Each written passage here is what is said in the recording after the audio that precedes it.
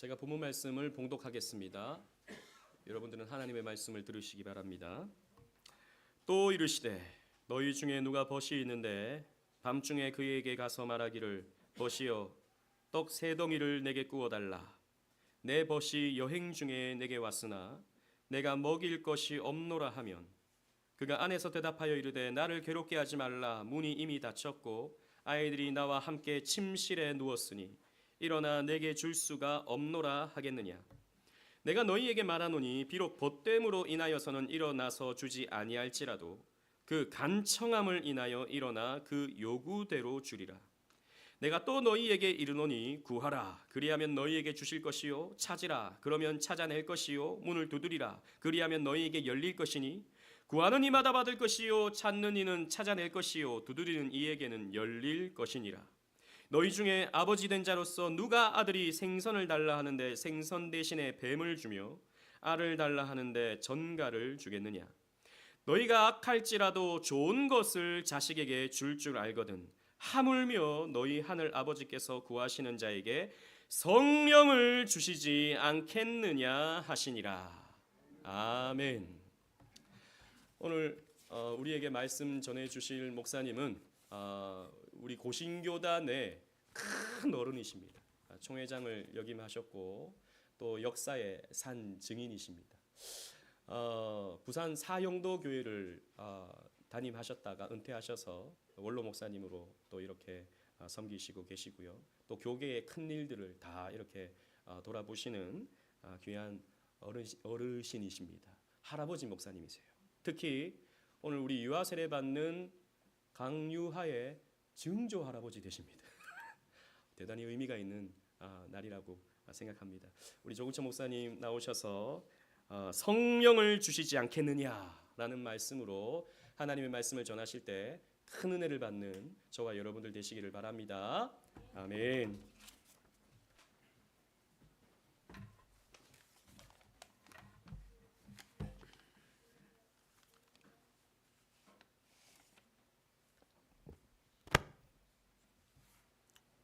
기도드리겠습니다. 우리 아버지 하나님, 말씀으로 찾아오신 우리 주님을 우리 모두 함께 만나는 시간이 되게 하옵소서. 만나서 우리에게 주실 은혜를 충만히 받을 수 있도록 축복하여 주시옵소서. 종이 부족하나마 주의 말씀을 대언코저 주의 명령에 따라 말씀을 전하는데 우리 아버지 특별히 각별한 은혜를 도와주셔서 모든 성도들에게 은혜를 베풀어 주시길 바라고 예수님의 이름으로 기도드리옵나이다. 아멘. 감사합니다. 남다른 감회가 제가 있어요. 여러분들의 사모님을 제가 유아세를 베풀었거든. 그런데 그 딸이 또 내가 은혜를 유아세를 베푸니까 아마 당후에 그런 일은 없어지지 않았겠나. 내같이 큰 복 받은 분은 없겠다 싶은데 맞습니까? 감사합니다. 오늘 이 말씀은 사실은 어린이 주일에 맞는 본문이 아닙니다. 우리 담임 목사님의 요구도 있고 가만히 생각해 보니까 성도들이 우리의 아들, 딸들, 손자, 손녀들이 일찍이 이런 믿음의 세계에 와야 되겠구나 하는 생각을 하니까 적절한 본문이기도 합니다. 이제 본문 속의 8절에 보면 그 강청함을 인하여라는 말씀이 있거든요. 하나님과 신자와의 친교 관계도 귀하지 않는 것은 아니나 우리가 하나님의 어떤 은혜를 받을 때에 간절한 기도가 절대로 필요하다는 것을 말합니다.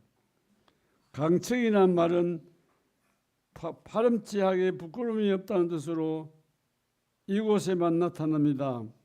염치 불구하고 들어주실 때까지 때를 쓰며 간절히 구하라는 말씀입니다.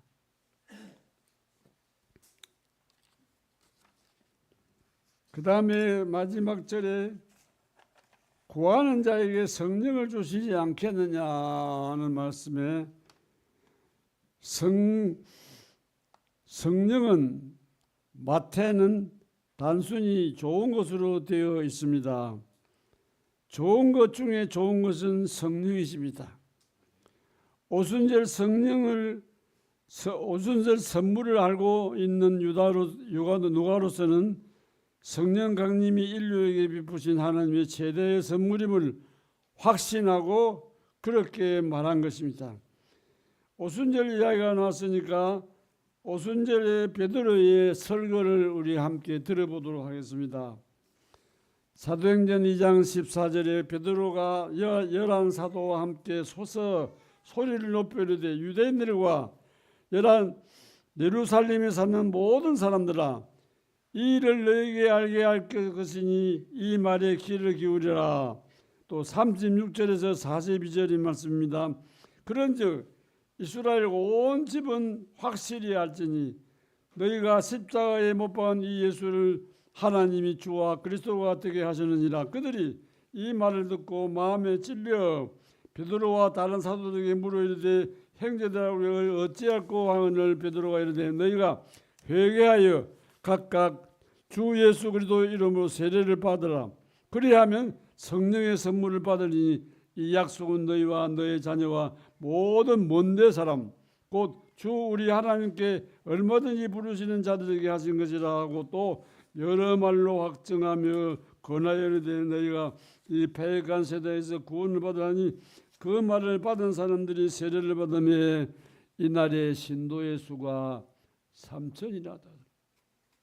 한꺼번에 3,000. 그들이 사도의 가르침을 받아 서로 교제하며 떡을 떼며 오로지 기도에 힘쓰니라. 여기 앞서 우리가 보았던 찔림을 받았다는 말씀이 있거든요. 저들은 양심의 가책을 받아 어찌할 줄을 몰라 하면서 속으로 울부짖고 있는 것입니다. 유대인들은 구약 역사를 통하여 메시아 그리스도를 대망하며 살아온 민족이었습니다. 이렇게 대망한 메시아가 바로 그들이 십자가에 못 박은 예수신 줄을 알았을 때 저는 어떻게 하겠습니까? 침삭하고도 남음이 있습니다. 오순절의 역사는 성경 하나님은 거기에서 머물지 않고 평양으로 향해 발걸음을 옮겨갔었습니다.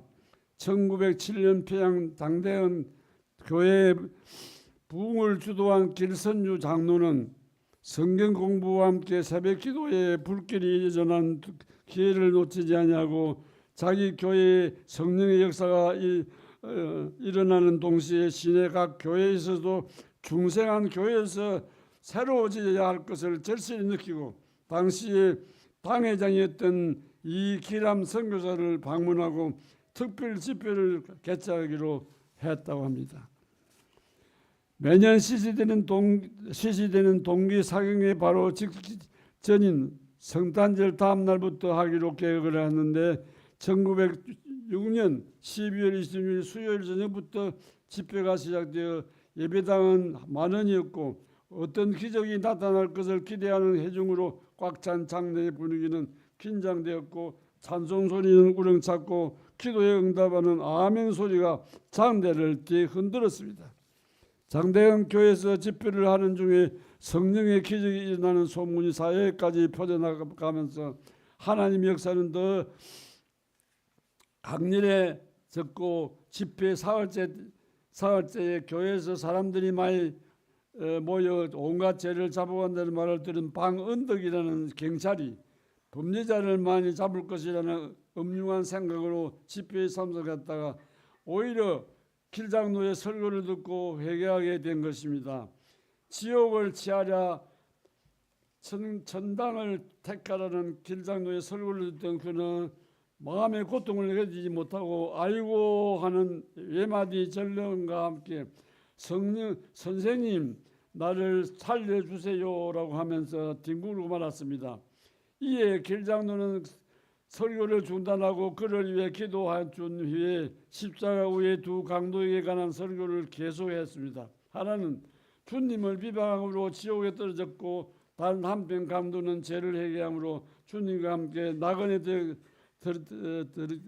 들어갈 허락을 받았으며 지옥과 천당 양자 탁일하라고 말했습니다. 이때 방순경은 자신도 용서받고 구원을 받을 수 없느냐고 하며 대성통곡을 했다고 합니다. 길장로의 설교로 인해 터진 공개 자백은 거기에서 그치지 않냐고 다음 날인 넷째 날에도 계속했습니다. 길장로는 사도행전 2장 11절과 12절의 본문을 하여 성령 앞에 숨을 자가 없다는 제목으로 설교를 했고 길장로는 설교 앞에 성령 앞에 숨을 자가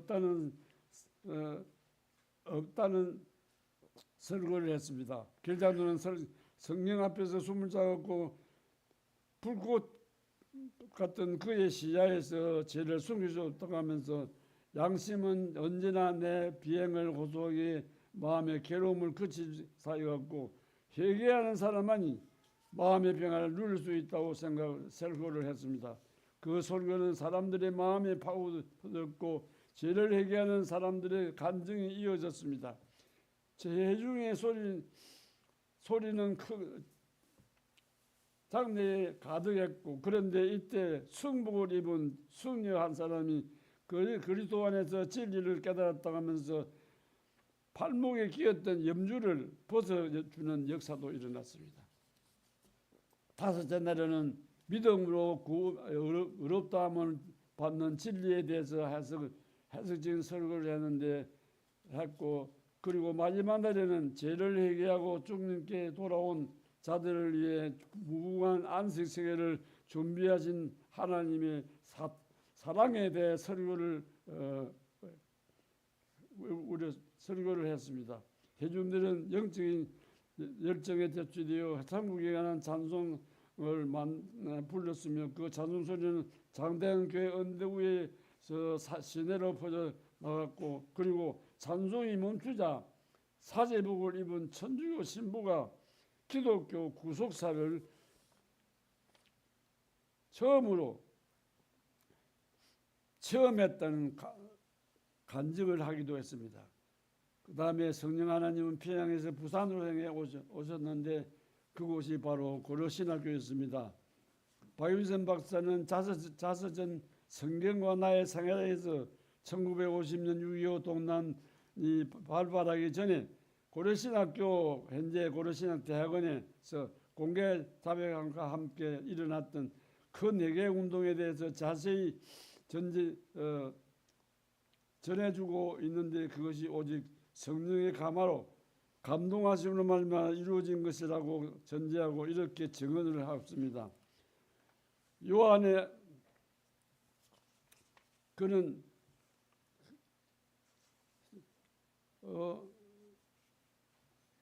본문을 요한의 아들 사도행전에 있는 말씀을 가지고 요한의 아들 시몬아 네가 나를 사랑하느냐는 증거로 설교를 한 후에 자신의 죄를 고백하는 것이었습니다. 그런데 어느 학생이 일어나서 회개의 기도를 했고 그의 기도는 눈물을 흘리고 진실한 내용이었습니다. 그 기도가 끝나자마자 곧이어 다른 학생이 간절한 마음으로 회개하여 기도했고 또 다른 뒤를 이어 많은 학생들이 예수에서 기도했으므로 그 장례 전체가 기도의 분위기로 꽉 찼습니다.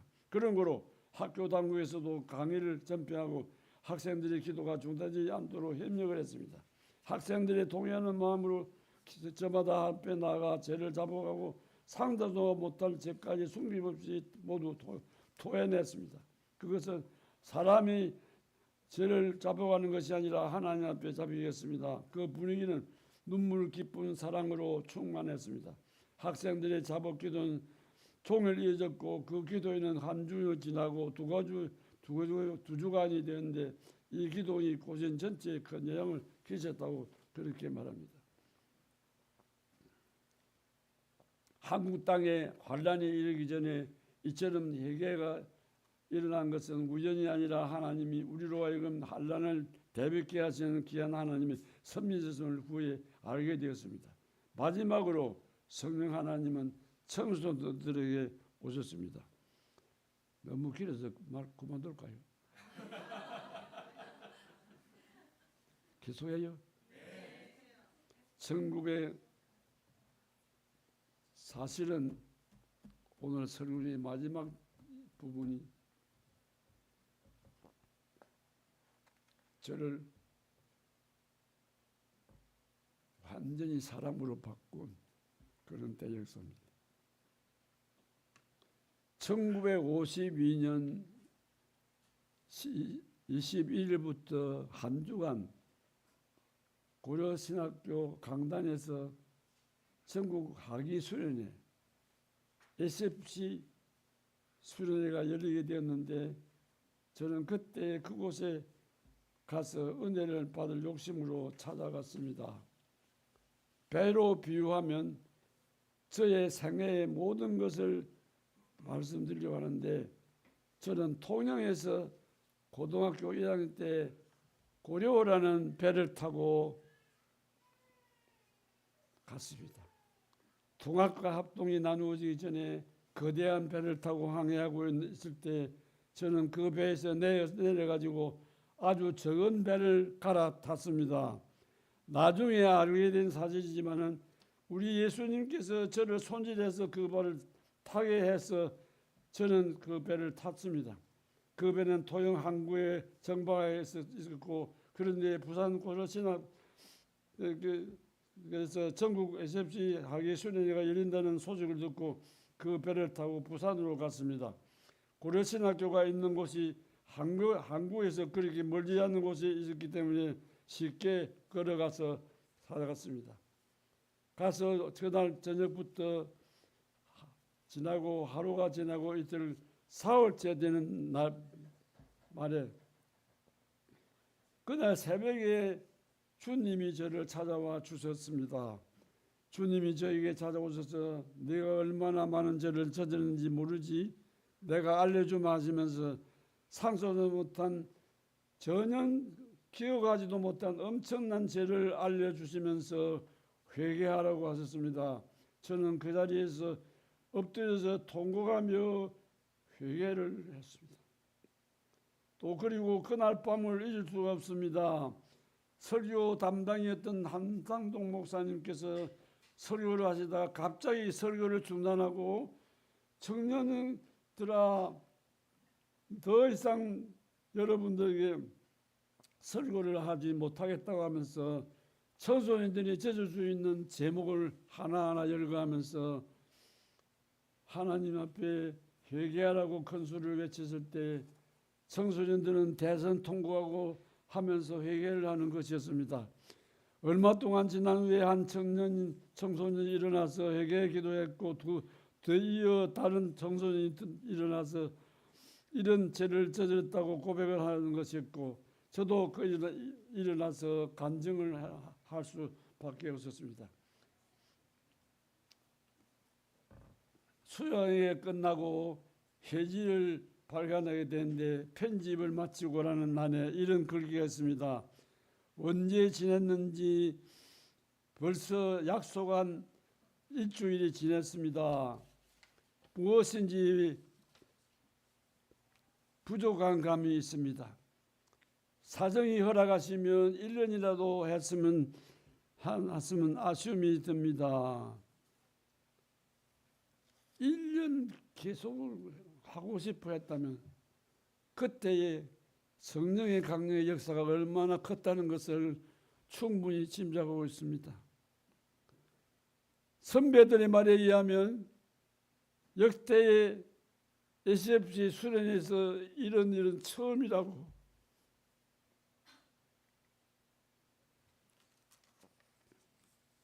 결론을 맺고자 하는데요. 고신의 오늘이 어제와 같은 회개 역사가 과연 있는가? 없습니다. 그렇다면 우리가 어떻게 해야 할까요? 개인적인 욕심인지 몰라도 이제라도 그 교단적으로 함께 모여 그 옛날과 같은 은혜를 달라고 부르짖어야 해야 되지 않겠느냐고 합니다. 선지자 예레미야는 자기 민족이 바벨론 포로로 말로 다 할 수 없는 형편 사정을 보고는 그는 회개가 그들에게 절실히 필요하다고 하면서 동시에 회개는 하나님께서 하도록 해야 함을 말씀하시면서 다음과 같이 외칩니다. 예레미야가 5장 21절에 여호와여 우리를 주께로 돌이키소서. 그리하시면 우리가 주께로 돌아가겠사오니 우리의 날들을 다시 새롭게 하사 옛적 같게 하옵소서. 아멘. 저는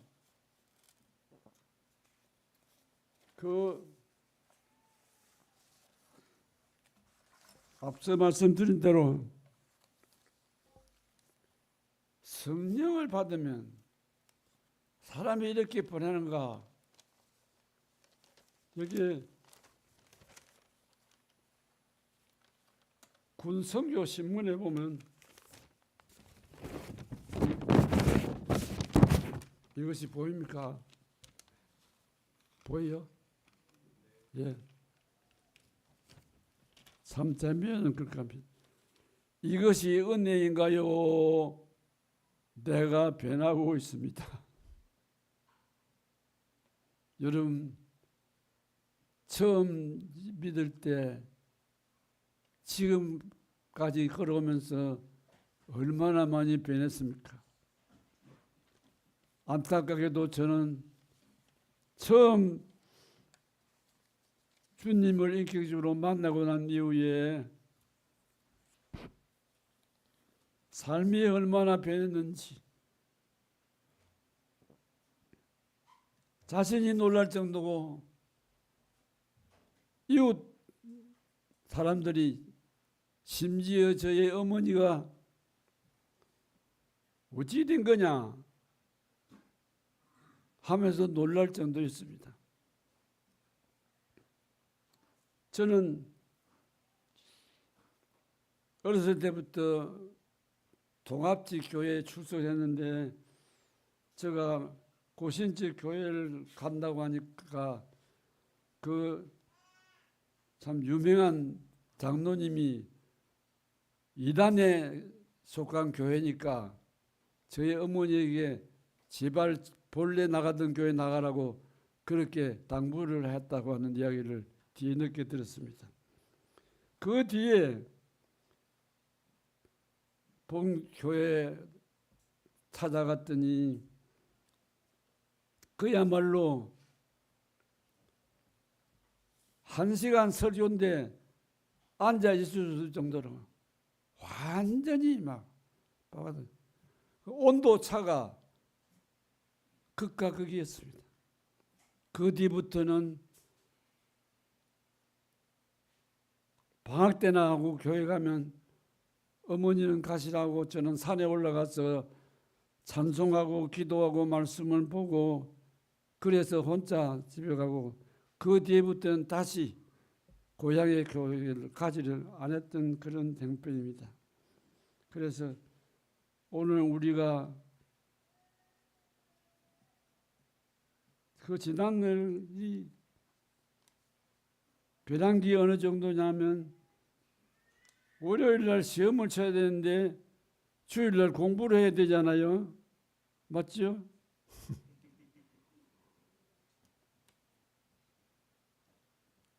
일찍 자고 월요일날 새벽에 일찍 깨워가지고 공부를 하고 갔고, 여세 동안 힘써 내 모든 일을 하라고 하는데 내가 무슨 사업을 하는 사람도 아닌데 열심히 공부하는 것이 학생으로서 할 열심히 공부를 하고 중학교 때에 욕지라는 섬에서 그래서 그 당시에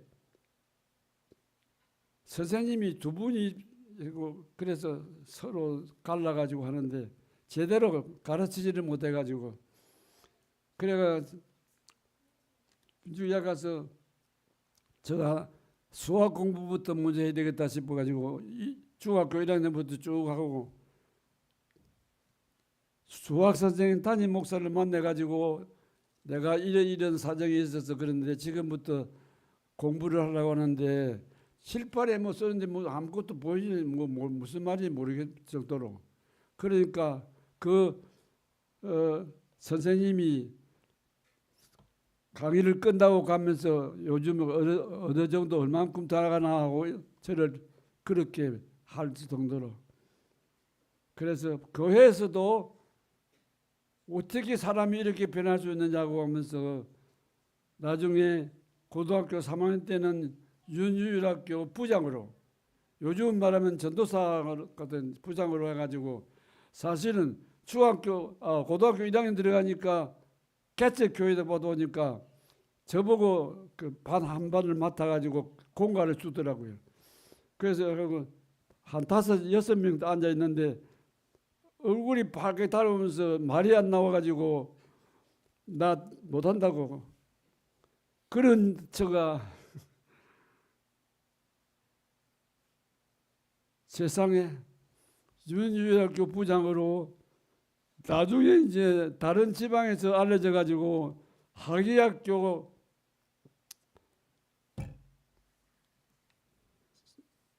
가서 인도를 할 정도만큼 인생이 변했는데 지금은 세월이 지나면서 그렇지 못하니까 또 나이가 늙어가면서 자신이 모르게 그냥 기도 생활도 그렇고 물론 말씀 보는 거는 그렇지 않지만 그래서 하나님이여 처음 주님을 만났을 때 같은 그 은혜를 다시 회복해 주세요.